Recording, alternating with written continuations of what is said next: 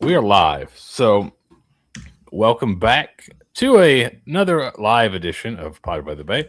Another coach search initiation edition of Pod by the Bay. We've had quite a few of those this fall already. We've had a little football. I think we did something when the women's basketball job initially uh, changed hands, and now we've got the men's basketball job going to change hands. Something that was not a secret. Bryan Hodgson was a really popular candidate for a couple of really big jobs in the Northeast, where he is originally from. Uh, Syracuse was the thought to be the leader if you would have thought maybe the last couple weeks, and then within the last week or so, maybe a little bit longer, Providence has really come on, and they end up signing Bryan Hodgson as their new head coach. So USF will be looking for another new head coach. Stieg, I guess initial thoughts just in terms of from the USF side, um, just is I guess is it worth the 1 year investment if you get the double championship out of it and go to the tournament? Yeah, every time actually. I would. Listen, if for the next 6 years you could guarantee me that USF would win either the regular season, the conference tournament, or both, but we have to go through 6 different head coaches. Yeah, okay, I'm fine. I'm fine with that. I mean, obviously, when you look at the, from the fan aspect of my brain, it sucks because this mindset of you hear it all the time, loyalty and building a legacy and yada yada yada. Just it isn't really the main objective anymore in college basketball. I mean, you see it in NIL. It's cash in, cash in, cash in, cash in, cash in, cash in as much as you possibly can. Get to better and better situations. And you saw it happen with the transfer portal over the last 4 or 5 years. And, it's the same thing in coaching. I mean, for a one and done, it sucks, but also he did everything you ever wanted to do. So it's not like, I can't be that bad. Also, to go to a place like Providence, to go to a Big East school, Big East doesn't have to worry about competing against football. So all the money funnels to their men's basketball programs as well as the other minor sports. But it's clearly an investment up. Something that USF just can't match nowadays, no matter how much we do the things right. Investing in the football program, investing in the basketball program, updating all the facilities, updating NIL. Like, someone is always going to be the bigger fish, and that's okay. Like that, honestly, it's not the end of the world, because ultimately, if these coaches are getting poached to go up to bigger and better places, that just means USF is doing the right things. It's about consistency, sure, but also championships, very important, at least from my perspective on this. Yeah, and I think that's just the modern state of things in the current conference layout. But the other side of it is you have to maximize your football and basketball winning in this period of time before it seems like there's possibly, they're even talking about now a split coming potentially in football especially. But who knows where this will end up. But I think USF's got to set themselves up for the next round of conference realignment, whenever that is. 2030 seems to be the time frame. So if it is a bunch of 1 year rentals, but you're having success, you'd rather have that than some guy that's really loyal that's not very good. So obviously you'd like somebody that's loyal that is very good. But I think the thing that I've seen in a few places is people like Providence. Is Providence a big job? The Big East is big time for basketball, and Colin can speak to that more than I can. But it's one of the top. It's a top tier basketball conference, and if they're doing the full rev share, we've talked about how USF will probably split up the money for rev share. Well, it's probably going to be like 75% football out of that $20 million. Okay, well, Providence doesn't have football. So how are they splitting up the rev share money? Basketball. Okay, so you can buy we can buy a pretty good roster, I think, for the money they can generate there. And they have a really good fan base, it seems like, and there's some history there with Patino and Billy Donovan back in the day, even further than that. But Colin, what are your thoughts on I guess the job Bryan Hodgson did here in the 1 year, and then him going to Providence? Yeah, I thought he did a really good job. I did not think this team was an NCAA tournament team in November and December, just based on how they were playing. They flew the plane in the sky, though, and they got better. And they won their last 11 games during the regular season. And if they probably had maybe one more bench guy or a couple more threes or a lot of things that could have gone the other way in Buffalo, they probably get a win in the tournament too. They weren't beating Michigan State. That wasn't going to happen. But they probably get the first program NCAA tournament win in 14 years if they just get a break there down the stretch. Um, I, I agree with everything that's been said here. I don't think there's a lot of controversy. We're setting up for 2030. All the investment that's going into USF athletics right now is for 2030.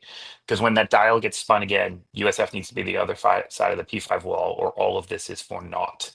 And that drawbridge might be going up permanently with the changes that are possibly coming to Division One athletics in the next. It's now or never. And I am very pleased to see USF acting as if it's a now. Um, I think that this is a desirable job. I think the good news about this job is that Bryan Hodgson just coached a year for free because we just got a $2 billion check from Providence. That'll give us a little more to burn here. And I think that there is some opportunity. This is by far, the three good jobs I think in this conference right now are Memphis, us, and Florida Atlantic. I would put Florida Atlantic maybe in like a tier 1B, but I still have always thought that program has a tremendous amount of potential. And there's enough money around Boca where if you can get some buy-in from some Northeasterners who have traveled down, that you can certainly win there. But right now, basically, in terms of money and in terms of ability to win, it's us in Memphis. And I kind of like where we are over where Memphis is right now for sure. But as you said, when we went to the 20, well, I think it'll be $22 million next year, a little over 22 million in rev share.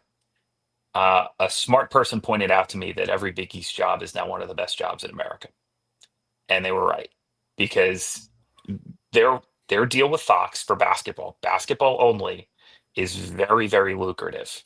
The Big East tournament has such cachet and such pull in that area of the country um, that it doesn't surprise me at all to see I don't want to say a mid-tier, but yeah, I guess kind of a mid-tier Big East job be better than South Florida right now, who is in the eighth to 10th best conference in the country, depending on how you want to look at it, and what was a one bid league. Whereas the Big East is probably going to be at minimum a three bid and probably as much as a 7 to 8 bid league going forward. So And it makes also, sense as to where we are. I was say, also Um, seen as a seemingly much better job than Syracuse, which is a traditionally no big, football. yeah. So The that's no football thing. Yeah, I mean it's huge. One of the reasons that I'm from up that way. I had a lot of family. I went to Villanova. I've always thought Villanova should bump up in football. The problem is that they couldn't get the facility right because the Radnor Township is just insane. That's a whole local thing to get the football facility where it needed to be. But Villanova's got more money than God. Like I come from an area in the country where we didn't have a lot of money, but all our neighbors had a lot of money. And and I always thought that if Villanova wanted to be good in football, Villanova could be good in football. They chose not to go that route because they care about basketball. That's how much that program cares about basketball. They just openly chose not to do it. They could very easily do it, and they chose not to, and they chose to stay as an FCS program. I think one of the benefits of that is going to be what we see now for those Big East schools. You get the same $22 million everybody else does, and you don't have to spend 75% of it on football. That's a huge, huge advantage in recruiting, especially with the transfer portal the way it is in college basketball. So, yeah, I don't blame Hodgson for going. I wish him well. I thought he handled everything in Buffalo with incredible grace and class. I thought him using that platform to stump for foster children and telling his story in a way that I hadn't heard him really tell it before, I thought was very, very cool. And he had those kids bought in, man. And it's a shame that we only got 1 year of Isaiah Nelson because that kid was special. That might be the best one and done player in USF history. That's certainly that I've ever seen for sure. Um, and I think it might be a challenge for USF to keep Wes Enos at this point. I think, the way these things tend to work is we took a guy from Arkansas State. He brought some players with him, and I think one of those players that he might bring with him to Providence is Wes Enos. And so we're going to be back to square one here. The good news is we got more money than anybody in the league, and we can spend it. Um, and I think we'll get a good coach out here. I think we'll make a hire pretty quickly, and we will be in the portal looking actively to replace. And we're this destination job now. And you want to win? You want to promote yourself? It's going to be 4 coaches in 4 years. That's unfortunate, but the good news is the program's never done more winning than it has 2 out of the last 3. So here we go again. Yeah. Yeah, I do think there is. I guess if there is a silver lining, a lot of the team was probably going to be gone regardless. Just in terms of, I think you had 6 guys that were aging out or so, or that were going to be out of eligibility. So, including some of your top guys. So a lot of your best players were probably going to be gone anyways. You maybe could have kept a guy like Enos and Hightower and some of those younger guys that did step up and play, but you had Brown last year, who everyone thought would leave, and a new coach got hires, and Hodgson was able to keep him on. You never know how the money works out and that kind of stuff to keep guys around. But I do have a question for you, Colin, and it's because of the money side of it. This USF will probably be one of the more funded programs in the conference, right? Do you build your team to win the conference, or do you build your team to win in March Madness? Because it seems like those are turning into now somewhat different roads. You're seeing a lot of the big money teams at the very top of the sport go away from the high volatility of tons of threes. Oh, okay. Yeah. And so do you want to go, and Hodgson was somewhat high volatility with the threes. We saw the bad side of it, but they got to the line a ton, and that's where they were able to kind of create a ton of efficiency there because they weren't a really good 3-point shooting team. But you see that's kind of the mid-major is, hey, let's shoot a ton of threes, and we get in the tournament, we hit a bunch of threes, we're good. You're starting to see the big teams, a lot of teams at the top go back to kind of minimizing that variance a little bit because it's not the NBA where you have 7 games where you can have one bad game and you're good, right? I think part of that too is that the way the college game is officiated now is just it's not just an outside variance play. I think it's because they're going to let so much more contact go. The last 5 years, or maybe not even 5 years, last 3 seasons. I'm watching Iowa State right now, -5.5, by the way.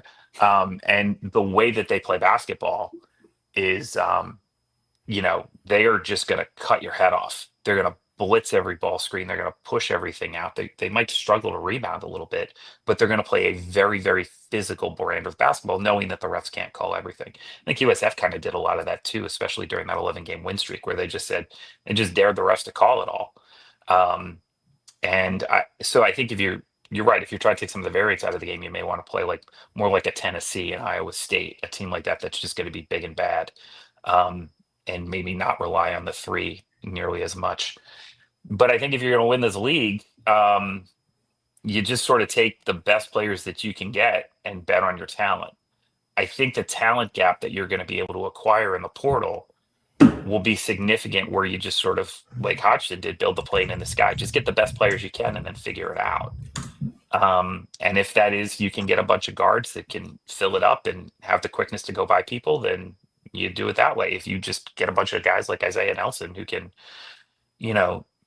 be incredibly physical, use their size and stand in the dunker spot and put it on people's heads, then you do that. I think because you don't have a situation where you're going to have a coach for an extended period of time, you just sort of have to play it year by year.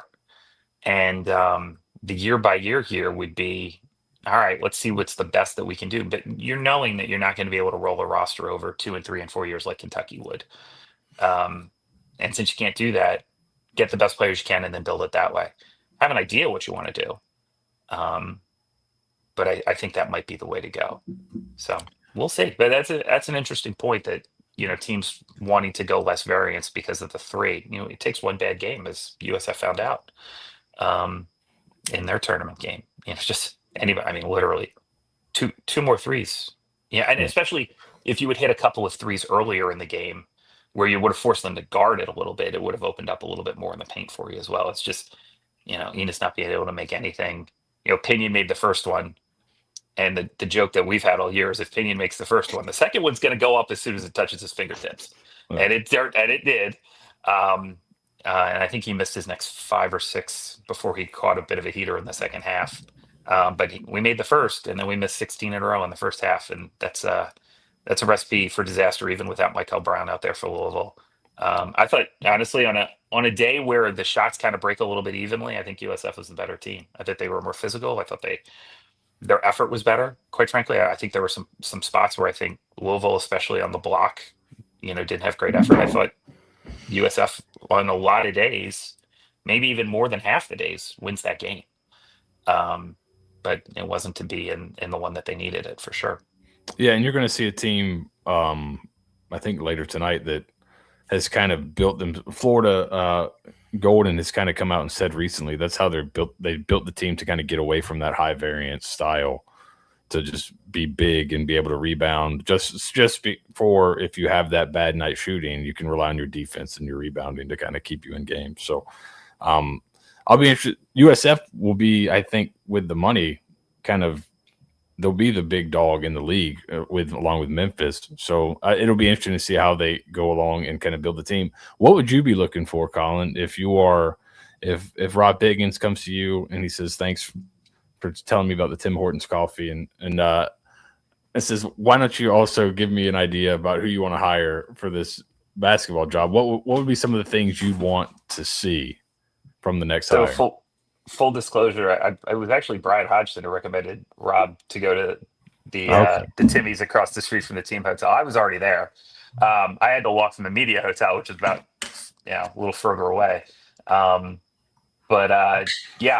If I'm going this way, here's the thing: you got a little money now because you get the $2 million. Okay, so you got a little money to spend. You can, I think, for where we are, because we can pay a little bit more, we can also require a little bit higher of a buyout.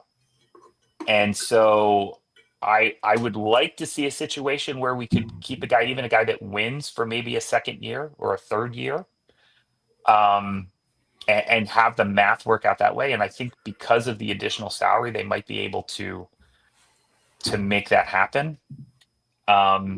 In terms of style of play, having seen the American this year, if you can get bigs, if you can get athletic bigs, you're going to run this league.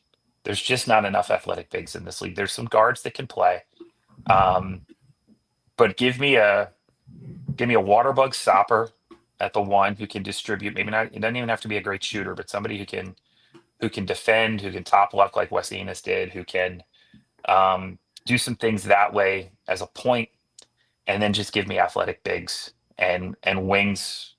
Isaiah Jones type, maybe an Isaiah Jones type with a little bit better 3-ball. Give me some 6'7", 6'8" guys that can stand in the corner and physically and aggressively defend.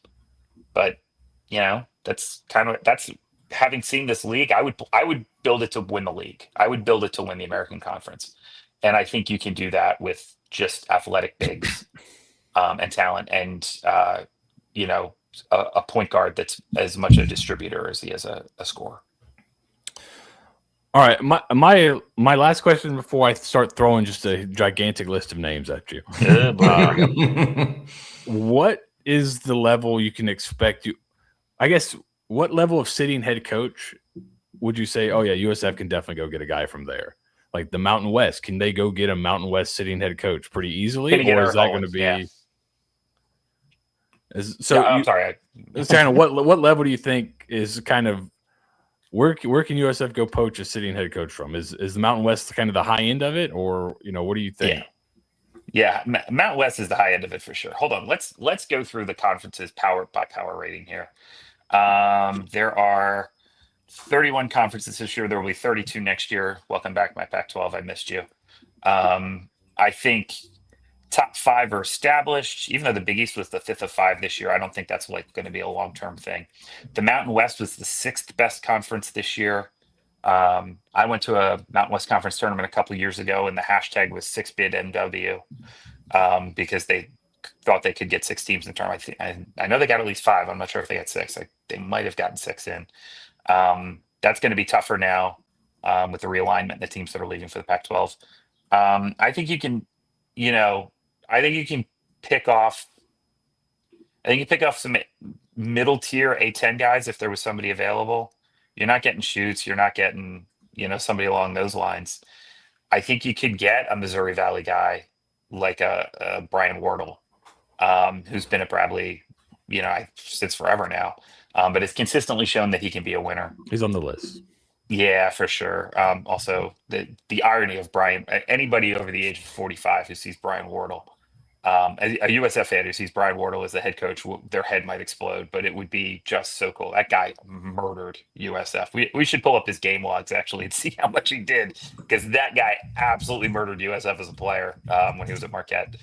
Yeah, I honestly, outside of the top 5 leagues, I think you can kind of pick off anybody. I mean, we're the most serious program in the group of 5 with a football team. And the A10's a little bit different because they a lot of them play FCS football, but they don't, that's not nearly as much of a burden as it is to play FBS football.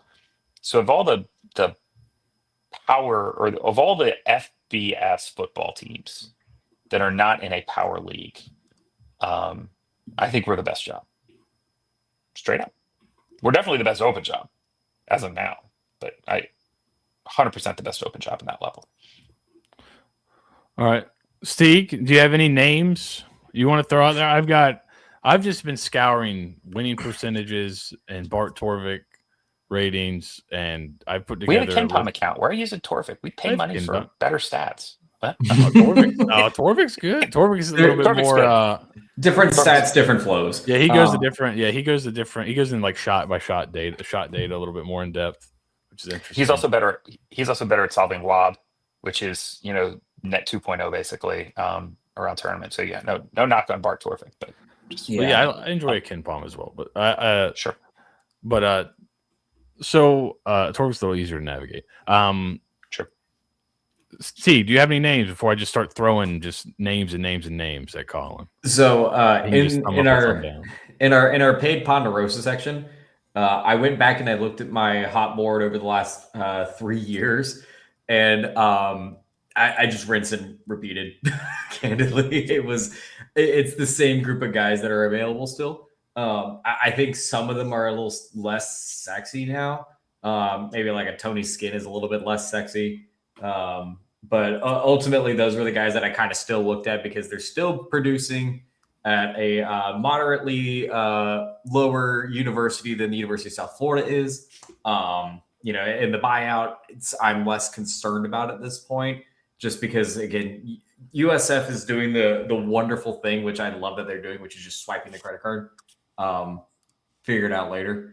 That's kind of the MO. But Seth and I both talked about this before, that it's in college football, it's very precise. You kind of know your short list of 8 to 10 guys who would probably end up being hired, and maybe one of them is out of left field. But for college basketball, between head coaches at mid-major programs and low-major programs, assistant coaches at high major programs, and then assistant coaches in the NBA, in the developmental leagues, and things like that, the spread is massive. There is quite literally, like, probably, I'm going to just boldly assume that Rob Higgins' phone has been dialing off the hook and receiving calls from people that are like, hey, yeah, I'm interested. I'm the assistant coach at the Lakeland Magic or something like that. Like, the list is massive of people that are interested in this job, because there is a lot of people interested in this job. Whether or not they're good fits, that'd be to be seen. But Seth's hot board. Oh, I'm sorry. Go ahead. Oh, no, go on, Colin. I was going to say Seth's hot board, usually correct. Oh, Yeah, well, we usually find a guy. I'm going cross sports here, so I don't know. We'll see. I agree that even when a bad Division One job is open, the phone rings off the hook. That's just kind of how these things work. The Division One jobs, there's only 360 of them, and so people, Mississippi Valley State, that athletic director is getting blowed up when the job's available. For a job like this, though, you're getting, oh wow, that guy's a real candidate. I think the biggest discussion that we have to have before we get our list is, do you want head coaching experience? And I think where we are, yes. The answer is yes. We want head coaching experience. I think going the assistant route, even if it's like the highest of a high major assistant, say like, I don't know, like a guy at Illinois who's been a recruiter for Brad Underwood for years, but also has experience under like John Calipari and guys like that. And that would be like, I don't know, an Orlando Antigua. Interesting name. A guy like that who's like a high major assistant. I think at this point you would have to go with somebody that has head coaching experience. Sorry, if you're not on Twitter, the joke may not make sense. But yeah, I mean, even if you could get like a top assistant from a P5 program, I think you got to go head coach experience here. And so I would lean that way. But again, I have now talked to Rob, and quite frankly, Rob's very generous with his time with me, and has always been, if we need to know something, he's helpful. He ain't telling me this stuff. I mean, until this happens, we don't know what we don't know. So yeah, but I think I would lean towards, if I was making the hire, I would lean towards somebody with head coaching experience for sure. All right, so now I'm going to throw it to my list, and then Colin can berate me for the names on this list. I think he hates the first one, so that'll be good. Yeah. Here we go. Here's current D1 head coaches. You hate Chris Mack. I hate Chris Mack for USF. I mean, I don't know the man personally, but like, I've seen enough Chris Mack basketball to go, I'm good.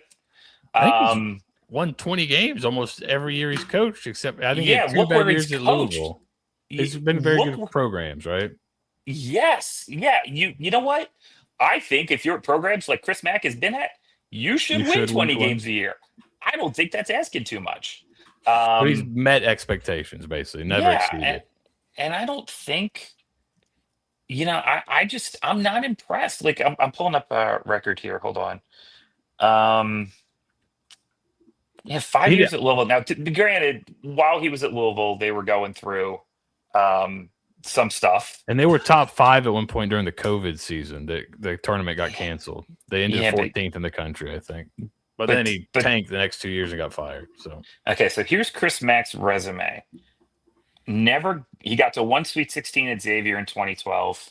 He finished 3rd in the country one year, I'm pretty sure. Oh, and he did get the Elite Eight in 2017. I forgot about that. So yeah, he did get that. At Louisville, 4 seasons, 1 round 1 exit in the front end of the NCAA tournament, was 13-19 in 2022. The tournament that he got canceled, they were 24-7 that year. But like that year, I don't know if you can take anything good or bad away from that season. And he's had 2 pretty successful seasons at Charleston, which is a good basketball school. Like Charleston still cares about basketball. So like that's what the Louisville head coach now came from Charleston, right? Kelsey? Yes, Pat Kelsey. Yes, he did. Who, by the way, is 0-7 in the NCAA tournament against the spread, 1-6 straight up. Not that was a reason to bet USF or anything. So, I haven't seen anything in Chris Mack's resume, and also, quite frankly, maybe not the easiest guy to deal with. Quite frankly, from what I've heard from people around Louisville. So if you get him, he's gone, and I don't think he brings anything to the table that you couldn't get somewhere else. Yeah, and you have 0.0% chance of keeping him for any kind of length of time. So to me, I think we can do better. I think we can go somewhere else. Can he win? Sure. But has he like overwhelmingly won? No, he has. He had a really good run at Xavier.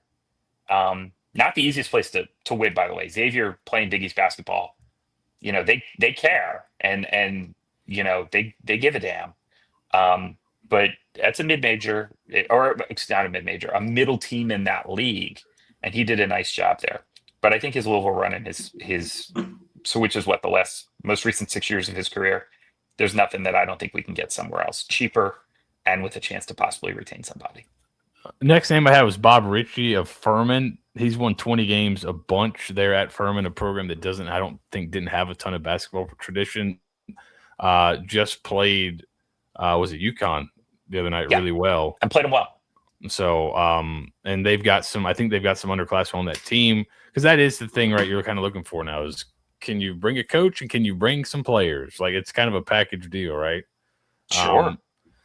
So what names I'll just rattle off the names and you can kind of tell me anybody that sticks out to you. So on the experience side, I'll give a little background. Grochi, I believe is the name, Akron. He was previously a coach at Illinois, correct? So he had a chance, got him in the big time, kind of flamed out a little bit, but has resurrected his career at Akron. Olin was at San Diego before, I believe, won 30 games and took New Mexico job. He's only been there a year, right? I think that's the guy you covet, right? Eric Olin has been my coach crush for a very long time. He is, the way that they play, it's just the most beautiful basketball you've ever seen. They don't turn the ball over. They shoot it. They don't make mistakes. It's just it's so different and it's so beautiful and it's so, I think it sells too, because it is so different. When you watch a New Mexico player, you particularly watch those UCSD teams that he had play, they were glorious basketball. And I think with him, as much as it is his system, but it's also so aesthetically pleasing, I think he'd win for sure. But I also think the way that he win would be really, really interesting. And I think I'd like to see what he could do with a better level of athlete, to run that system, which is just so fun. You talk about Grochi at Akron. I went to that Akron game on Friday.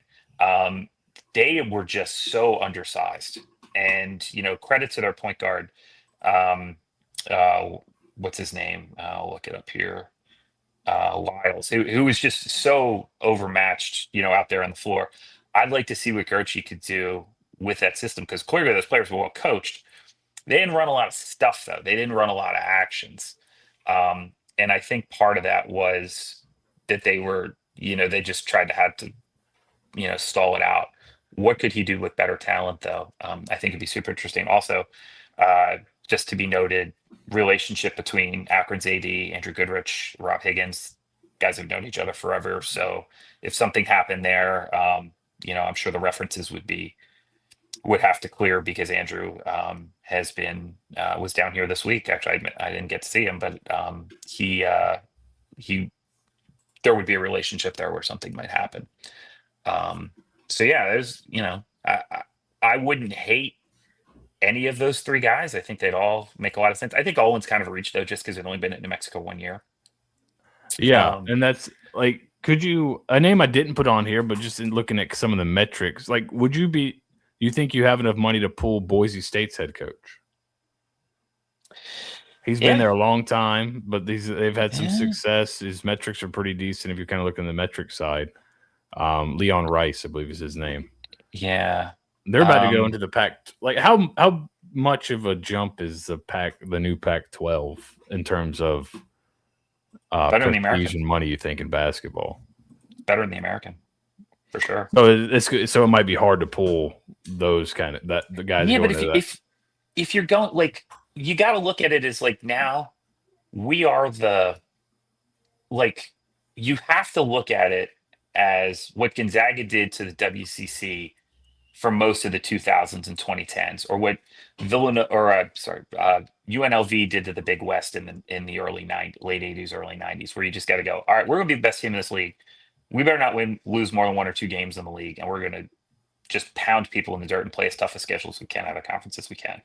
I think if you want to have any kind of path for an at-large, that if you slip up in a conference tournament, that you still have an out. And I think that's how USF ought to look at the job. Well, if you can do that, if you're the top job in the 9th or 10th best league, that can often be better than the middle tier, bottom tier job in the 6th or 7th best league. So I think we got to look at it the right way. And that would be there's nobody outside of a Power 5 league that I think should be off the table.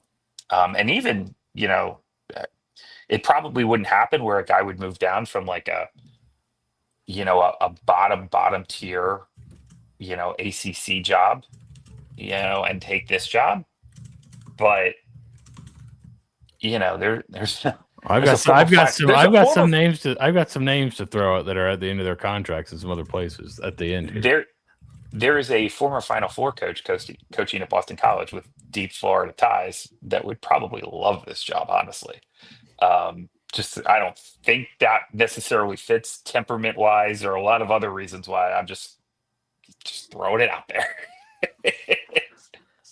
All right. So other names on the list: Brian Wardle. You talked about him as a player. He's won 20 games 7 times at Bradley. He's been there 11 years. 7 of the last 9 years, he's won 20 games there at Bradley. Made the tournament only 1 time. I don't think they're not the top dog in that league, and that's kind of not a super multi-bid league, so that's tough. Bryce Drew at Grand Canyon, he had a chance at Vanderbilt, didn't do very well, but one of the years they kind of built their team around Darius Garland, and he got hurt 5 games in the season to kind of tank their season. He's been successful at a couple kind of mid-major-ish. Now, Grand Canyon has got a lot of money and invests heavily in basketball, so you did just steal their soccer coach, so maybe you can go for a double dip there. Joe Gallo is an interesting one. He's a name I just saw in the places. Hey, this guy's the guy on the rise. You look at him, it's very defense heavy. Apparently, he runs some type of zone defense that's very intricate that limits threes. And so he's been called like the new age Boeheim for that kind of stuff. But it is very defensive heavy if you look at his metrics. So he's won, and they pulled Merrimack up. I think they've come through. Johnny Towers, an interesting one at St. Thomas. They were a Division III program, and this is one that they were so good at Division III football that people refused to schedule them, and they got kicked out of their conference, I think. So they basically had to become Division I for football, and their basketball program had to come along, and so they've gone. They won the national championship, I believe, in Division III. And so they're now got moved up into the Summit League. They've won 20 games the last 3 years, 19 the year before that streak started, 24-10 the last 2 seasons. I think he's seen as a pretty good X's and O's coach. Gerlofson at USF California, San Francisco, hasn't been able to get over the hump like Golden did before him, but he was on Golden's staff very heavily in the analytics side of basketball. Had some pretty good success there, winning 20 games a couple times there. Hasn't been great last year. I don't think this past year was excellent from him. And then Petway's a name you see a lot with the Kennesaw connection, also the Alabama connection. He's had a couple good years there at Kennesaw State. I don't know. He's not a name that I would have high. Just you didn't watch a play. I know, but it feels icky. Hard. It feels gross. They play so hard. Iowa State Junior, man, they get up in your shit. Like they are really, really defensively intense. Can't keep your eyes off at basketball. Like run, not afraid to run out and do stuff. Like I don't know Antoine Petaway except for through his teams. I don't know anything about him. I just know I watch those teams play and I go, yeah, they play hard. So of the guys that you listed, Wardle, I've watched Wardle for a long, long time, not just because of the hilarious USF ties, but I've watched enough Arch Madness basketball over the years. He was at Green Bay before that. Yeah. Hasn't gotten Bradley to the tournament of late, but apparently has outperformed what Bradley is in that league. Like apparently he's got no investment whatsoever in terms of NIL or anything like that compared to his league peers, but he consistently bangs out. Like, let's see here. Since his last tournament team, which was in 2020, 23-11 that year, went down 12-16, 17-14, 25-10, 23-12, 28-9, 21-13.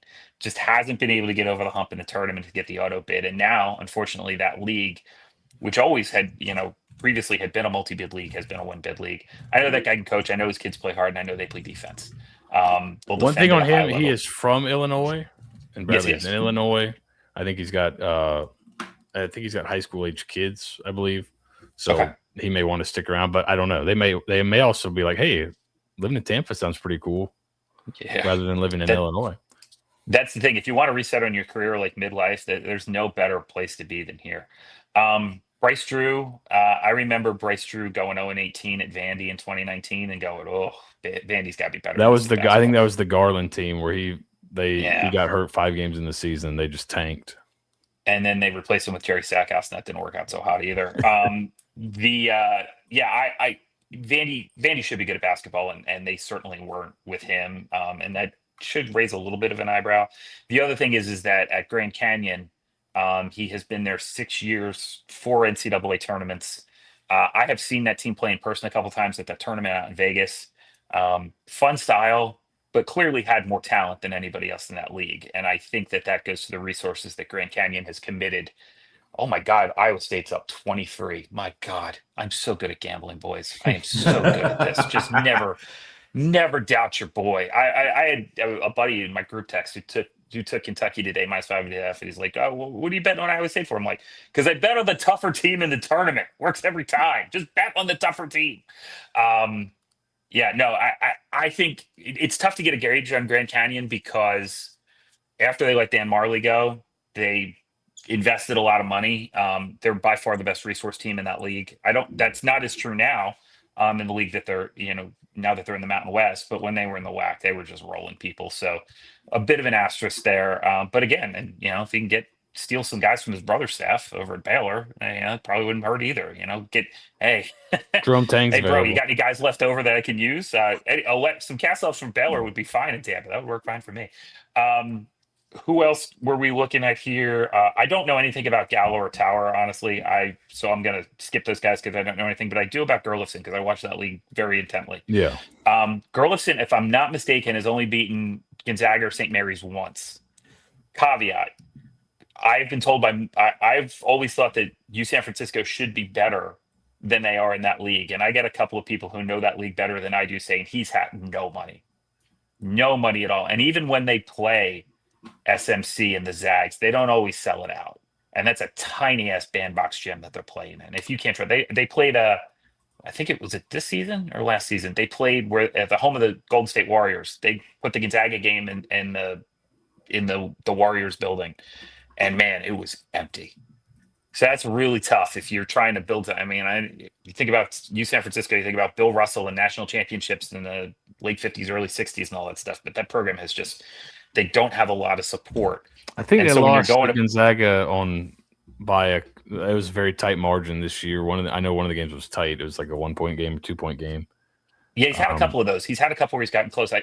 He had a guard a couple of years ago when I was out there that caught fire in the tournament, played really, really well. They weren't able to get to the final, but they played really well through the quarter and the semi. So I just don't know how much to handicap that. Obviously, Todd Golden left that program, and it kind of worked out okay. So I don't know how resource lacking he is there at San Francisco. The other thing I've heard about Gurlifson is that he's an absolute great human being, like a really good guy. You might not have heard that about his predecessor, but I've always heard that about Gurlifson, is that he's a really, really smart guy, gives a damn. And that's just for me following that league for a while. I think the one strike against him is they were not great this year. It's like kind of picked a bad year to have a bad year. If you're bad year to have a bad year for sure. If you're looking to make the USF to USF jump. Did they have an injury too? I want to say. I'm not sure. I just saw they were 17-16. Played Gonzaga tight one game, got blown out the next time they played. They may have had somebody hurt as the season went on there because they started to get beat with some margin there towards the end of the year. I think he's if you're looking for like a thinking's man's coach, he seems like one of those kind of guys that's really analytically evolved, and he has had some success as a head coach. I think his overall record's pretty decent. Not great this year though, so he may slide down the list. On the other side, there's a bunch of guys that haven't coached very long. A lot of these guys are 1-year guys as a head coach. I think the guy that a lot of people would, if you just said, hey, this is the guy right now, the High Point head coach, Flynn Clayman, everyone loves him, his demeanor, how they played. High Point's also seems like a pretty good job that if you can have a lot of success there, they spend. Matt Brower. Those kids played their ass off last night.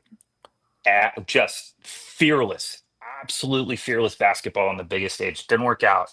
but they kept shooting, and 2 more threes dropped, they win. Brower, They were doing all right. Brower was a Texas Tech assistant previously. I think he also was an assistant for McCaslin at North Texas. So he's been in the league. His first year, Stephen F. Austin, they won. I think they won over 20 games. They won like 24 games, I believe. McCaslin balls a lot of threes. It's a lot of threes. They had a good year. Then Tony Skinn, you mentioned, he's been a head coach for a short time. Bill Armstrong took over for Will Wade at McNeese State, and you saw them. You said they play like super hard. Nolan Smith is an interesting one, just in terms of 1 year as a head coach, but obviously played under Coach K. I think he was an assistant there under Coach K for a little bit, like not one of the main assistants, but kind of like a development type guy. Also was an assistant under Penny Hardaway at Memphis before he got the Tennessee State job. I don't know if that's good or bad. And Ryan Pannone is a name you're seeing a lot of people throw out. He's basically like, the last guy you just had, but he also has ties to the university. So a lot of people think, hey, if you want to keep the same thing going, there you go. So anything on any of those guys, the guys that are kind of really early in their career, maybe have been good assistants, but haven't heard much on them, or don't have kind of that long track record. Yeah, I know nothing about Bill Armstrong, but those kids they play fucking hard. They're so fun. That kind of system I think could really be a lot of fun. Very similar to, although a little more open court ball, but I think that'd be really fun. I had an acquaintance of Tony Skinn text me this morning. I haven't heard from a lot of people yet, but I've heard from him, and they say, yeah, Tony's ready, and he hadn't talked to Tony or his agent directly, but said that Tony's the kind of guy who can get your program invigorated and all that kind of stuff. And Brower went 28-6 this year, for reference. I didn't watch. I don't watch a lot of SFA. But Skinn, I saw his team once or twice. I don't really have like any thoughts on like style of play or anything like that. But was played under Larinaga on the Final Four team at Mason, and I believe was suspended for a game in like that tournament. I forget what he did, but he handled it really well as like a player, as like turning point as like a human. Mason somehow won that game anyway and got to the Final Four, and then he played really well in that Final Four game. And then Pannone. I mean, look, if part of the thought process is that you'd like to keep a guy more than a year that wins or two that wins, he's probably the best name on the list for that, right? Mm-hmm. You'd think you'd have a shot at least to get a guy who, at the beloved alma mater.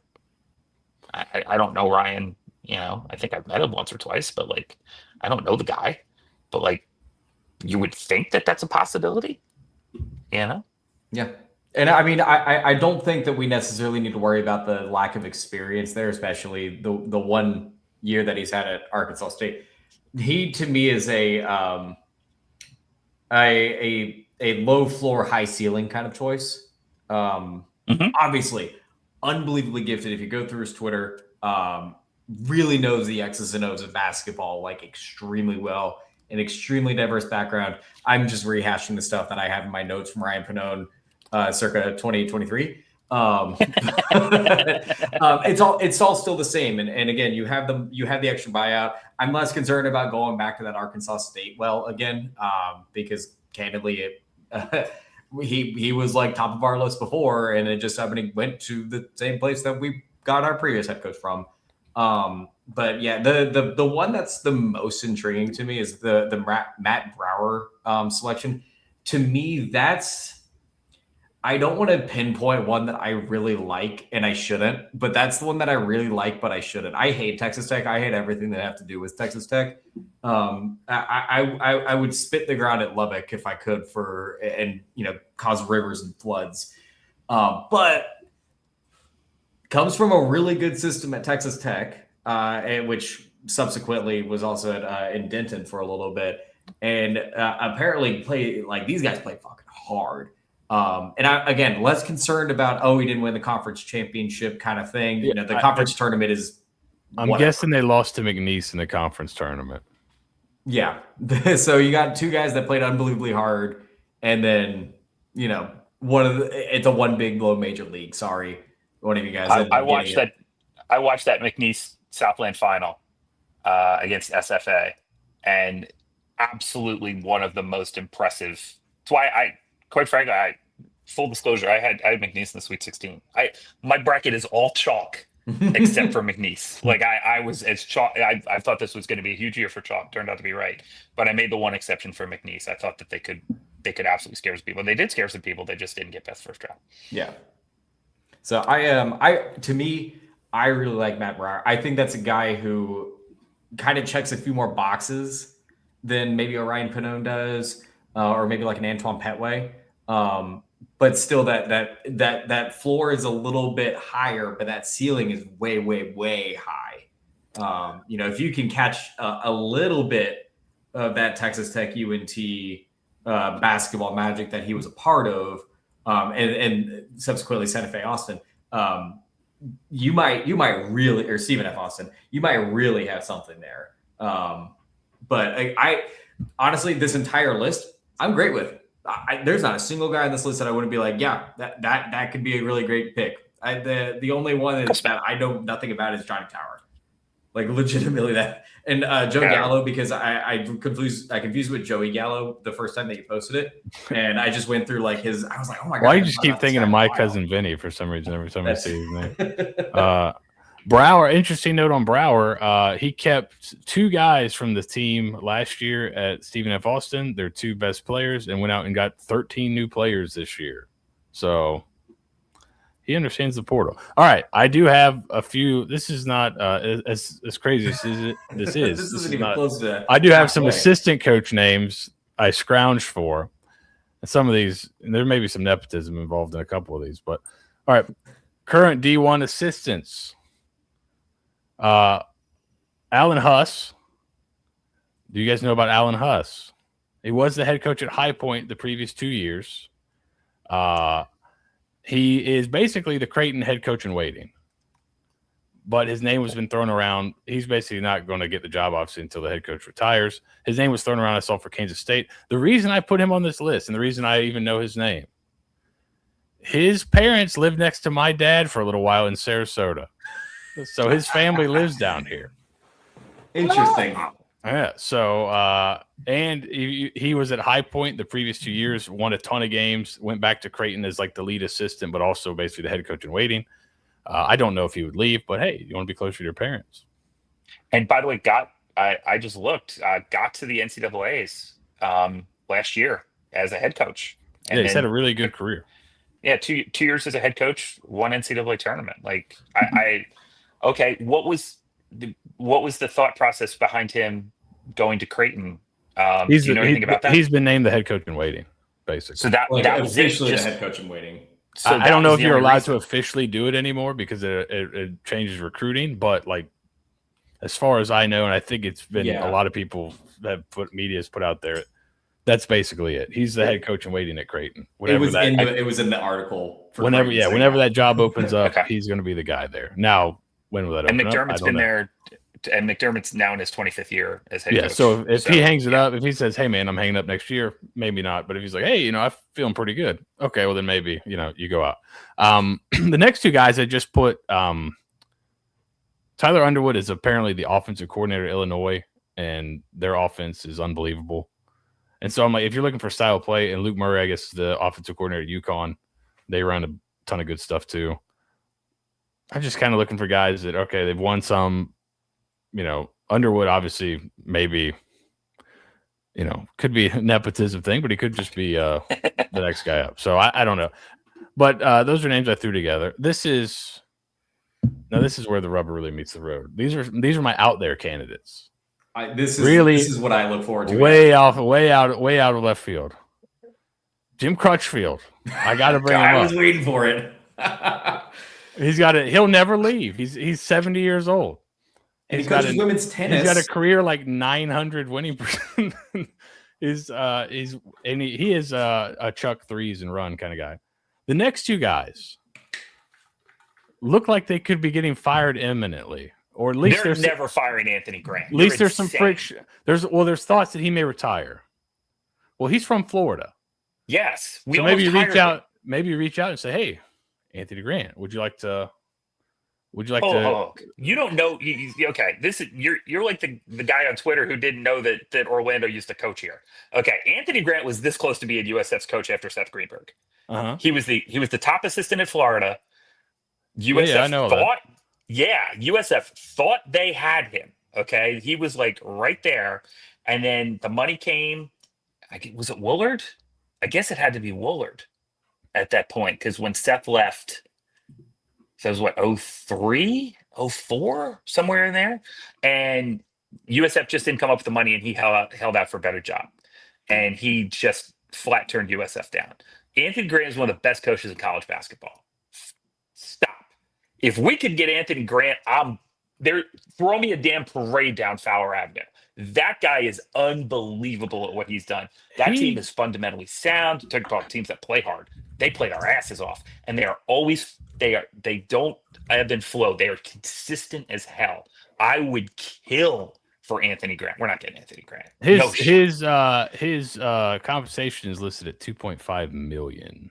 Yeah, we're not bringing 4. If we were going to bring 4, Bryan Hodgson would be your head coach. Like they're 2.5. No. 2.5. Yeah, he's not taking a lateral.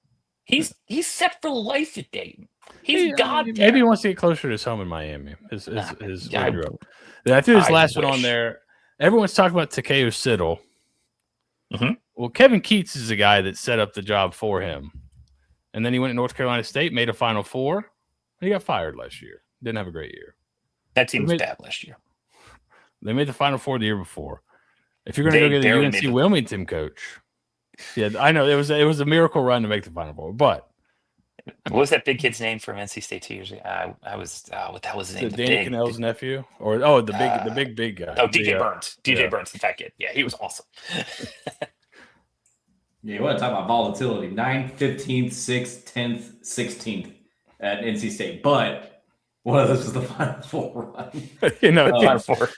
They were going to fire him. They were going to fire him before that run. Yeah, and he made a run to the Final Four. And they're like, he started out the guy that just went to the Final Four. Yeah, well, they did the next year. Yeah, they're like, please don't do it so we can fire you. Now I follow some North Carolina State people on Twitter, just because of our game against them. I think we did a podcast in football years back, and they hated Kevin Keats, so that may not be a fun hire, but just throwing it out. Everyone, I think Takeo Siddle's another name that a lot of people have talked about. That's the end of my list for now. Yeah. Mercifully, what are your thoughts on Siddle, Colin? I think because that's the name. I think he was apparently really close last time, or at least the media people think he was really close last time. Yeah, fun team. I got a buddy who is a UNC Dub. He transferred to USF, graduated from USF, but he started at UNC Dub, and he's liked his team, and he says they play well. I think Siddle would be completely fine as a hire. I don't have any specific insight as to what he's looking for, but I mean, 5 straight 21 seasons, NCAA tournament last year, and then this year who they lose to in that final? They lost to Campbell in the opening round of it's not the Colonial anymore, it's the Coastal Athletic Association, and then guess who beat him in the NIT? That's right, Anthony Grant and Dayton, because that's what Dayton does. Dayton beats people because they're really good. God, you get Anthony Grant, I would be so freaking happy. But that's just Rob Higgins going. I mean, it's a homecoming for him, Rob Higgins remembers us trying to hire, because I think he was we were both working there at that point. We were both on staff, and so I think both him and I remember the Anthony Grant. Like we thought it was done. We thought Anthony Grant was absolutely coming. It might have been Leroy.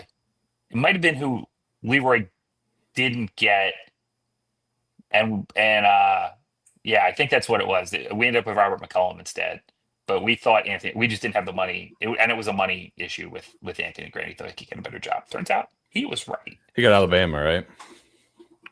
Yeah, and then Dayton, and has been just one of the best coaches of college basketball for a very long time. I feel like I'm getting. VCU. He got VCU first. That's right. He got VCU first. Feeling a little bit of deja vu with Porter Moser. Who we have been begging Oklahoma to fire so we could have him for the last like 4 years. His offenses continue to be very good. Yes, the defense for Oklahoma has been egregiously bad, but it was something that Seth and I talked about. I think 3 years ago that we were like, We're hey, like, oh man, it's a shame. I think it was like it's a shame they didn't fire Brian Gregory a year before, and they could have went out and tried to get Porter Moser. Yeah, and, it's just also head coach of that unforgettable Loyola team with St. Jean, with Sister Jean, RIP. Yeah, that made the Final Four. Yeah, he's had before Oklahoma. He had a really good. I know he's like really well thought of in like basketball X and O circles, but yeah, just hasn't been able. Oklahoma made the move to SEC. Hasn't been able to quite get a ton of traction. I think they were really down, and then they finished the season very strong. So maybe that'll buy him another bit of time. But I know Oklahoma fans wanted him gone in early February, late January. So they also have a new athletic director there at Oklahoma. So it could be a possible thing of like the Calipari a couple years ago, where it's kind of like you take him off my hands, we can amicably split here. No buyout either way, type of deal. But I mean, I'd make the phone call. I would honestly, it's one of those weird things, and it because of how competitive college basketball is, especially in those Power 5 programs. It's kind of like actually, when it really honestly in the SEC, Big Ten, and the Big East, it's less so in the ACC. But like it's kind of like, hey, you're underperforming in the SEC. We don't really want you around anymore. And it's kind of like, well, I mean, if you get a guy that's underperforming in the SEC that can come in and kind of be top dog, and, I kind of like the idea of that a little bit. Can you keep the players that you're recruiting to your previous school? Can you keep them with you to your new school? That's the big question. That's the question. Is like the guys from Oklahoma that you're getting that you could probably be like, hey, you want to come join me in Tampa? They're probably pretty fucking good. Saying. But also the optics of it is awful. That's the other side of the coin. Is like, but we're built different here at the Bay Area Examiner, so we understand. Sometimes coaches get fired because unrealistic expectations always live on. The only knock on Moser would be his age. I would like to see us go maybe a little bit younger. So Crutchfield's out for you. Yeah, like if you're gonna get an older guy, I want a big buyout. If we get an older guy, I want like 2 seasons. If you leave after 1 year, you owe us 2 kind of buyout. Like I want somebody, if we get an older guy, I want somebody who's going to be committed to being here for an extended period of time. If we get a younger guy, you gotta take what's coming. You want to get the best possible guy. And sometimes those younger up and comers going to have a little bit more leverage in terms of buyout. As Bryan Hodgson, although he did just coach us for free, and I really appreciate the 2 championships and the $0 we're going to pay him. So we made money, just like we made money. Did we make money on the Buffalo trip? We did not make money. We did not make money on the Buffalo trip. You're right. Buddy, you haven't gotten that. I was saving that receipt for Monday morning when we were all like sitting down. Like I don't want to send you what that set us back until I'll drop it in Slack, and you're gonna be like, or it's Slack, Discord. I keep saying Slack because I'm old. I'm gonna drop that in Discord. I just want to make sure you guys had your morning coffee at that point, because it's gonna be, you could be like, oh my god. Wait until 4:45 on Friday. Remember, it was cash. The cash price for my flight from Charlotte to Buffalo was $1,100. We didn't pay cash, but if we had paid cash, it was $1,100. Keep that in mind. Yeah. Late turnaround to Buffalo is not easy. Not easy. All right. Any final thoughts here on the coaching search? We'll probably do a Ponderosa and maybe pick like 5 guys to talk about instead of 32. And maybe that'll be probably later on this week. We'll start to dig in a little deeper on candidates once we put our ears to the ground a little bit. But any final thoughts here on our live edition of Pod by the Bay, either about Hodgson, about the job, about potential candidates, just anything you guys have any thoughts on before we head out? I'm not worried. Like that's kind of it. This is one of those things that it sucks. You never want to feel like you're the stepping stone. Unfortunately, I think that there's probably 5 programs in Division I that are like not considered stepping stones at this point. But it's fine. Rob Higgins has the best support staff that he possibly could, and obviously has an indelible amount of buy-in, both financially and emotionally, into this program. That they will be thorough. They will get a laundry list of candidates. I'm sure he's got a short list of 130 right now that are wanting the job. They'll dwindle it down. They'll make the best possible decision. But you've got one of the best support staffs you possibly could ever ask for at the University of South Florida Athletics right now. So, if your coach is getting poached, you're doing something right, baby. Agree. Project 2030 remains in effect. We're doing all of this to be on the other side of the moat. When the bridge gets drawn up in 2030, this last one could not. We got a free coach for a year and won 2 titles and went to an NCAA tournament. Do that again next year. Run that back. Run that back every year till 2030 if we have to. Whatever it takes. Sucks to have 4 coaches in 4 years. The good side is that if you go through this and if we continue to sort of be the stepping stone, it gets people bought in on the program. Not just the coach, not just the player. It gets people bought in on the University of South Florida. And having people that are bought in on the University of South Florida, as opposed to a coach or a player or anything like that, is better for the long-term health of your program. That's like the cachet VCU's kind of gotten. 100%. Right. Yep. From Shaka Smart forward. Like that's what they've Anthony been Grant. able to do. Anthony Grant. Exactly. I mean, they've been able to get people bought in on what VCU basketball is and what it stands for and how it interacts with the rest of not just their conference, but the NCAAs. And I think that's fantastic. If we could get people like that here, that's great. But again, the light is 2030. Welcome to a power conference 25 years too late. But, we're there. And everything goes towards that. And that's why the investment is the way it is. And it's why I'm not too concerned. I think we'll be okay. Even if we're not okay next year, we'll be okay the year after that. You know what I mean? It's going to be really tough to do this every year, to do the double every season. But we'll see. Timeline. Before the transfer portal, right? Yeah, I mean, April 7th is the transfer portal. I believe that April 6th is probably the championship game, would be my guess, right? Yeah, Final Four. Yeah, sometime around Final Four, because that's when these coaching transactions tend to happen, is in the lobby of the hotel at the Final Four. If you've ever been to a Final Four, the lobby of the hotel is famously one of the best networking spots in the world. The NABC convention is also at the same time. A friend of the blog, Mike Steuben, is often out there with Sports Illustrated trying to get him autographed. These guys get off elevators. You see everything at the lobby of the hotel at the Final Four. So I would say that probably right around there is when might be before then, but we'll see.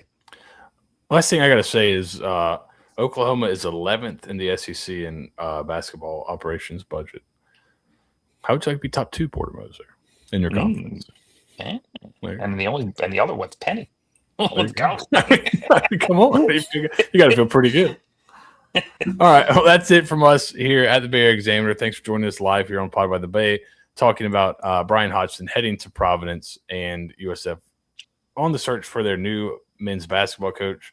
We'll come back later this week with some in-depth breakdown of some names we're hearing or guys that we think may fit the job best. Thank you guys for listening. We'll talk to you later. Go Bulls. Go Bulls. Go Bulls.